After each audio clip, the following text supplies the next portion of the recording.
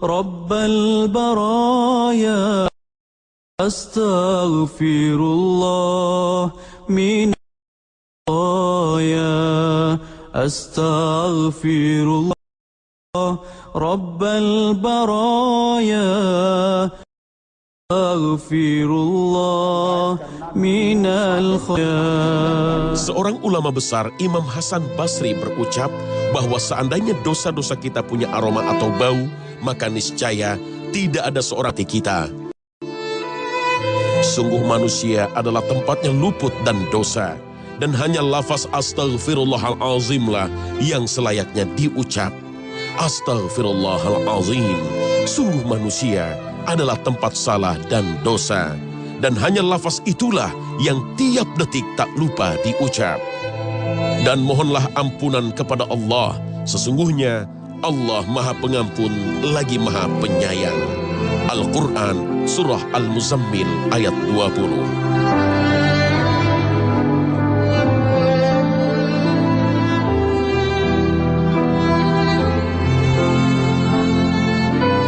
Dan demikianlah kami jadikan bagi tiap-tiap nabi itu musuh, yaitu setan-setan dari jenis manusia dan dari jenis jin. Sebahagian mereka membisikkan kepada sebahagian yang lain perkataan-perkataan yang indah-indah untuk menipu manusia. Al-Quran, Surah Al-An'am, ayat 112.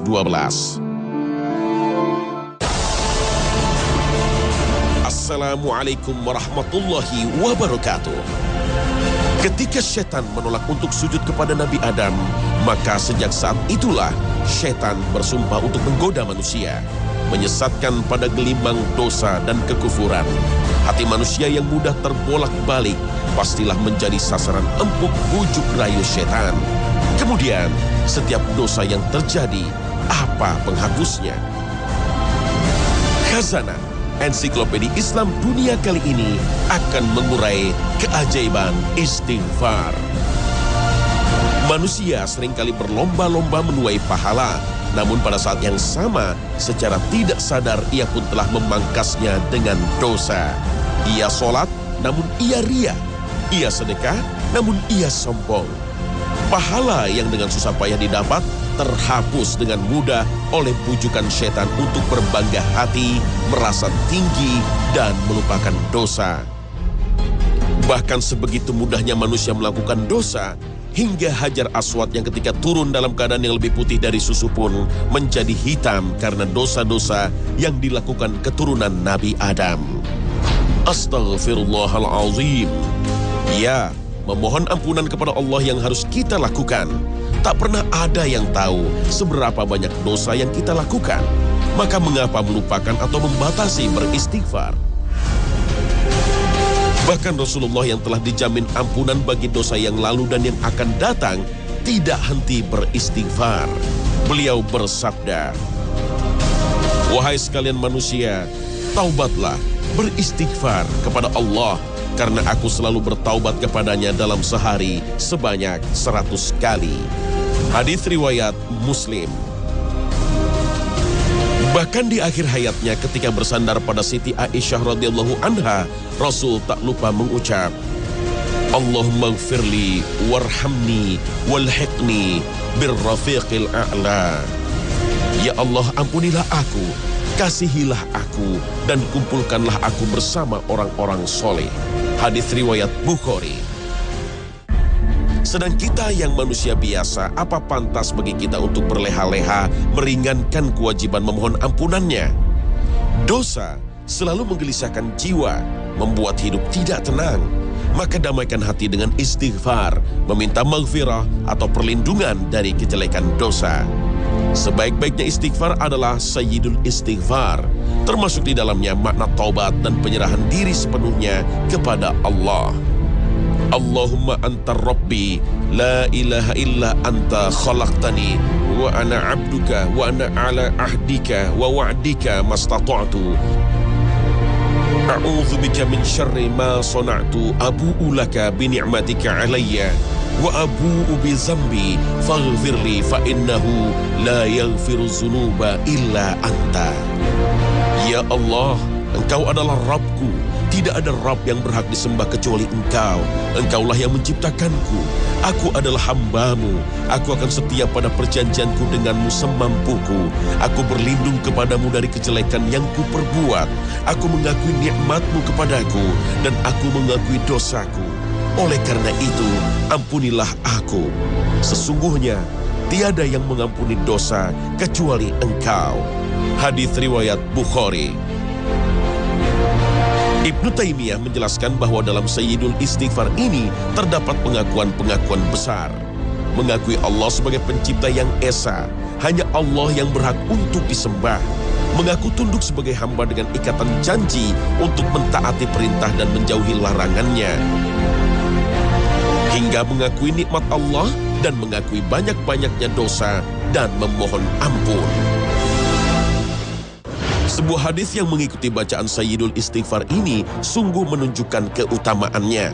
Disebutkan bahwa siapapun yang mengucapkannya pada siang hari dan meyakininya, lalu ia mati pada hari itu sebelum waktu sore, maka ia adalah penghuni surga. Begitu pula jika seseorang mengucapkannya pada malam hari dengan yakin dan ia mati sebelum waktu pagi tiba, surga telah dipesan untuknya. Masya Allah.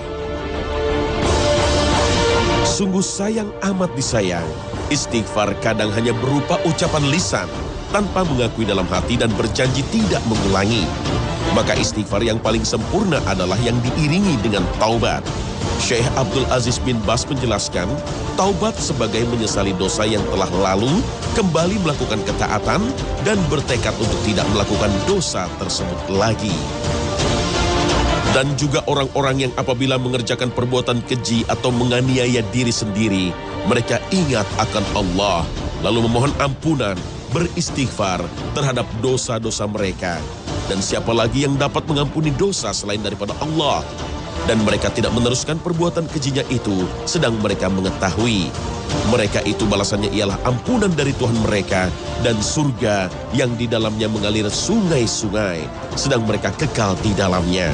Dan itulah sebaik-baik pahala orang-orang yang beramal. Al-Quran, Surah Ali Imran ayat 135 hingga 136. Taubat sebenar-benarnya taubat adalah taubat nasuha, yaitu kembalinya seorang hamba kepada Allah dari dosa yang pernah dilakukannya, baik sengaja ataupun karena ketidaktahuannya, dengan jujur, ikhlas, dan disertai ketaatan yang mengangkat seorang hamba mencapai kedudukan para wali Allah yang muttaqin, dan ketaatan tersebut menjadi pelindung dirinya dari syaitan.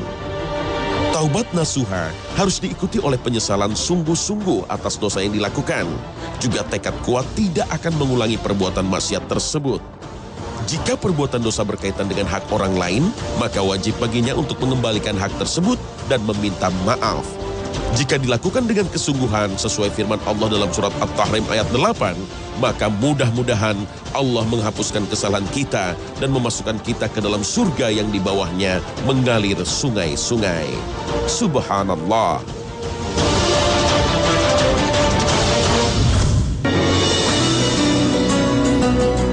Istighfar tidak hanya sebagai penghapus dosa. Allah sungguh maha kaya dan pemurah. Dijadikannya istighfar sebagai pembuka pintu rezeki.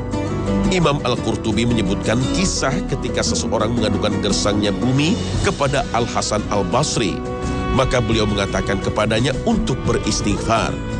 Begitupun ketika ada yang datang mengadu tentang kemiskinannya, istighfar pula jawaban yang beliau berikan. Bahkan ketika ada yang meminta didoakan agar punya anak, beliau menyuruh untuk banyak-banyak beristighfar. Aduan tentang kekeringan perkebunan juga dijawab dengan anjuran beristighfar kepada Allah. Ketika ditanya oleh Ar-Rabi bin Sabih, maka beliau pun menjawab bahwa bukan dia yang memerintahkan untuk istighfar, melainkan firman Allah. Aku Nabi Nuh berkata pada mereka, beristighfarlah kepada Rabb kalian, sungguh dia maha pengampun. Niscaya dia akan menurunkan kepada kalian hujan yang lebat dari langit. Dan dia akan memperbanyak harta serta anak-anakmu, juga mengadakan kebun-kebun dan sungai-sungai untukmu. Al-Quran, Surah Nuh, ayat 10 hingga 12. Bukankah jelas nikmat dan kebesaran Allah? Tidak hanya ampunan yang diperoleh, namun keberkahan dan rizki yang didapat sekaligus.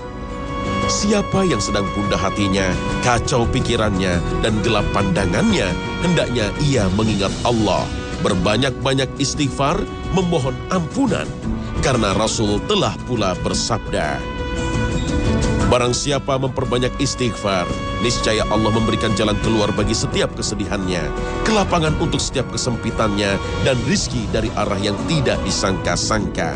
Hadis riwayat Ahmad. Siapapun berhak atas keajaiban istighfar ini. Siapapun selagi ia bersungguh-sungguh memohon ampun, selagi ia ikhlas memohon ampun bukan karena makhluk atau tujuan duniawi, seorang diterima permohonan ampunannya bila ia mengakui kesalahannya, dosa, dan keburukan yang telah dilakukannya. Penyesalan atas dosa dan tidak akan mengulangi juga menjadi syarat diterimanya istighfar. Bahkan Rasul sendiri bersabda bahwa penyesalan itu sendiri adalah taubat. Dibutuhkan janji untuk menghindarkan diri dari dosa, berusaha tetap istiqomah di jalan Allah. Maka tetaplah kamu pada jalan yang benar, sebagaimana diperintahkan kepadamu, dan juga orang yang telah taubat beserta kamu, dan janganlah kamu melampaui batas. Sesungguhnya Dia Maha melihat apa yang kamu kerjakan. Al-Quran, Surah Hud, ayat 112. Seorang yang tidak bertekad untuk tidak mengulangi sebuah kesalahan, maka sesungguhnya ia mencintai maksiat. Mengaku taubat tapi kembali berzina, beristighfar tapi kembali bergunjing, banyak-banyak mohon ampun tapi kembali berulah. Apakah kita berani mendustakan nikmat dan azab Allah? Barang siapa yang minum khamr, minuman keras, maka solatnya tidak diterima selama 40 malam. Jika ia bertobat, maka Allah akan menerimanya. Namun bila mengulangi lagi, maka pantaslah bila Allah memberinya minuman dari sungai Khibal. Ada yang bertanya, apa itu sungai Khibal? Beliau menjawab, nanah penduduk neraka. Hadis riwayat Ahmad. Benarlah adanya bahwa ampunan Allah seluas samudera, namun jika seseorang terjerumus dalam satu dosa lagi dan lagi, maka sesungguhnya hatinya telah kotor, tertutupi oleh noda hitam dosa kemaksiatan. Setiap dosa yang kembali dilakukannya akan menutup hatinya dengan noda hitam, hingga hatinya tertutup sempurna dari petunjuk kebenaran. Kalla bal rana ala qulubihim ma kanu yaksibun. Janganlah kita seperti yang diucapkan oleh Imam Hasan Basri, istighfar yang membutuhkan untuk diistighfari kembali. Istighfar hanya di mulut, tanpa tekad melepaskan ikatan maksiat. Berucap astagfirullah, namun hatinya berkeinginan untuk terus melakukan kesalahan, maka istighfar ini membutuhkan istighfar lain. Dosa-dosa yang kecil akan menyusul dan berkumpul pada dosa yang besar. Bahkan Imam An-Nawawi menegaskan bahwa istighfar yang tidak meninggalkan maksiat adalah taubatnya para pendusta. Na'udzubillah min dzalik.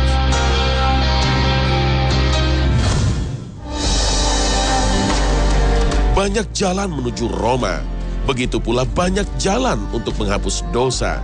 Allah tidak membatasi usaha hambanya yang ingin bersih dari dosa. Karena tidak ada yang tidak pernah berdosa. Karena setiap keturunan Nabi Adam pasti berbuat salah. Istighfar yang diucapkan setiap waktu dan yang terutama di akhir malam bisa menghapus dosa-dosa yang kita lakukan. Atau bisa juga menjadi pengganti kebaikan atas kesalahan yang terlanjur terjadi. Pun demikian, banyak perbuatan yang tanpa kita sadari bisa menjadi pelebur dosa-dosa kita. Sungguh Allah Maha Pengasih dan Penyayang. Ia tidak menciptakan manusia bersih dari dosa. Namun ia juga tidak memberatkan hambanya dengan memberikan kemudahan dalam beramal untuk menutup tambalan kekurangannya. Maha suci Allah. Suatu perbuatan sederhana yang mampu menghapus dosa adalah menyempurnakan wudhu, memperbanyak langkah menuju masjid, dan memperbanyak sholat. Jika seseorang berwudu lalu menyempurnakan wudunya, kemudian berangkat sholat dengan niatan hanya untuk sholat, maka tidak melangkah satu langkah kecuali Allah angkat satu derajat dan hapus satu dosa. Hadis riwayat Al-Tirmizi.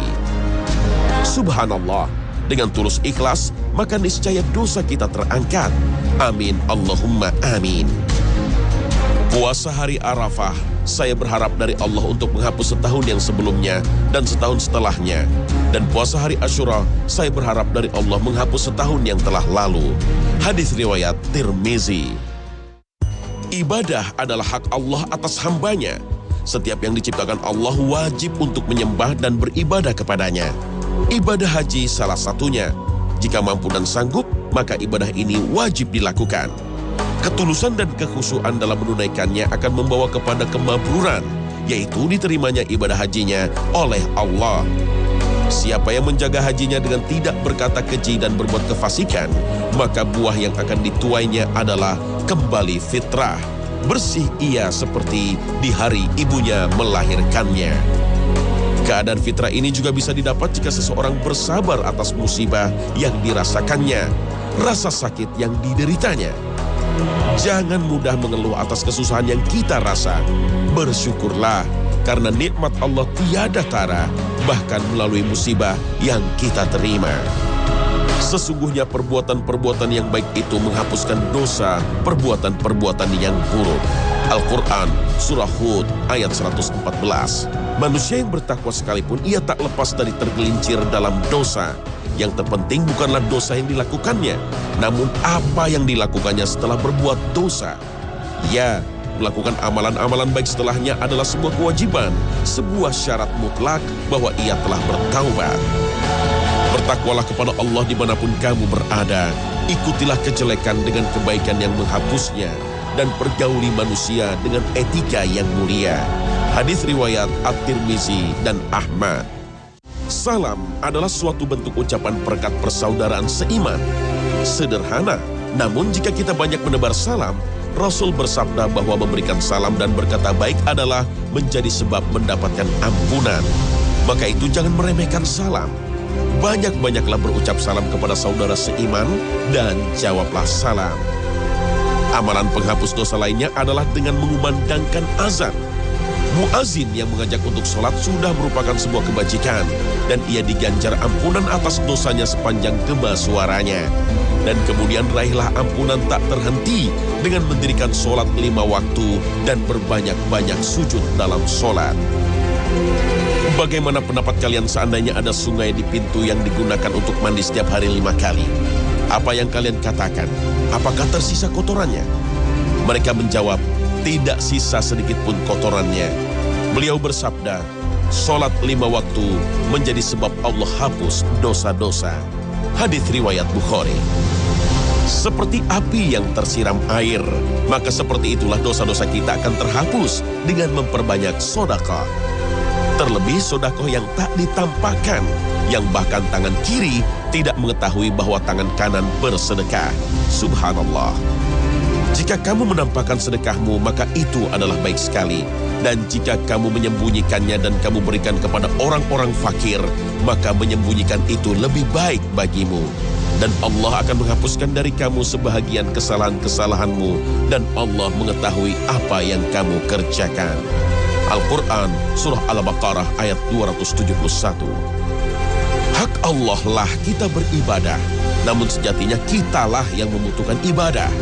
Jangan meremehkan ibadah yang sederhana sekalipun, karena di dalamnya tidak hanya tersimpan keberkahan pahala, namun tersedianya pintu maaf dari Allah.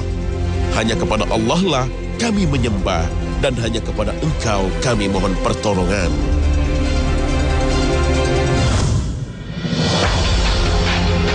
Sesungguhnya Allah tidak akan mengampuni dosa syirik, dan Dia mengampuni segala dosa yang selain dari syirik itu bagi siapa yang dikehendakinya.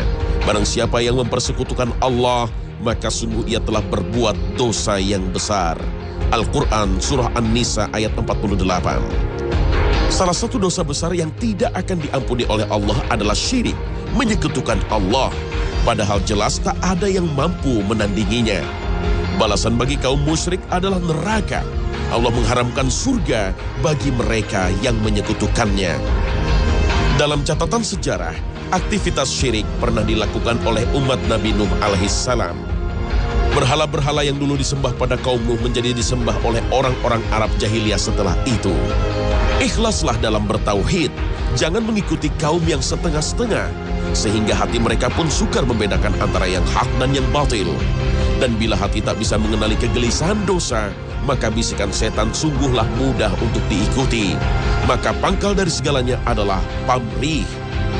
Ikhlas dengan ridho Allah adalah balasan terbaik dari apapun yang kita harapkan lewat bisikan doa dan pengharapan dunia versi manusia. Dan akhir bagi kaum yang syirik dan tidak mau bertaubat adalah ditenggelamkan dalam banjir besar. Tentu kisah Nabi Nuh dengan bahteranya telah lekat di ingatan kita. Sesungguhnya Allah sungguh maha pengampun. Semua dosa mendapat ampunan Allah. Setiap dosa yang terlakukan, saat itu pula pintu ampunan terbuka. Katakanlah, hai hamba-hambaku yang melampaui batas terhadap diri mereka sendiri, janganlah kamu terputus asa dari rahmat Allah. Sesungguhnya Allah mengampuni dosa-dosa semuanya. Sesungguhnya Dialah yang maha pengampun lagi maha penyayang. Al-Quran, Surah Az-Zumar ayat 53. Dosa syirik sekalipun akan Allah ampuni, bersyarat ia mau bertobat sebelum nyawanya dicabut oleh malaikat Israel, sebelum matahari terbit dari barat atau kiamat. Dan tidaklah taubat itu diterima Allah dari orang-orang yang mengerjakan kejahatan yang hingga apabila datang ajal kepada seseorang di antara mereka, barulah ia mengatakan, sesungguhnya saya bertaubat sekarang. Dan tidak pula diterima taubat orang-orang yang mati sedang mereka di dalam kekafiran. Bagi orang-orang itu telah kami sediakan siksa yang pedih. Al-Quran Surah An-Nisa ayat 18. Taubat itu dilakukan begitu melakukan dosa, tidak menunda-nunda ataupun menunggu tua. Karena tidak ada yang tahu sampai berapa usia, sampai kapan Allah memberikan nafas kehidupan. Maka akankah kita menyia-nyiakan kesempatan untuk memohon ampunannya?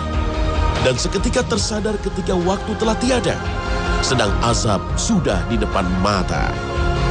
Maka tatkala mereka melihat azab kami, mereka berkata, kami beriman hanya kepada Allah saja, dan kami kafir kepada sembahan-sembahan yang telah kami persekutukan dengan Allah. Maka iman mereka tiada berguna bagi mereka tatkala mereka telah melihat siksa kami.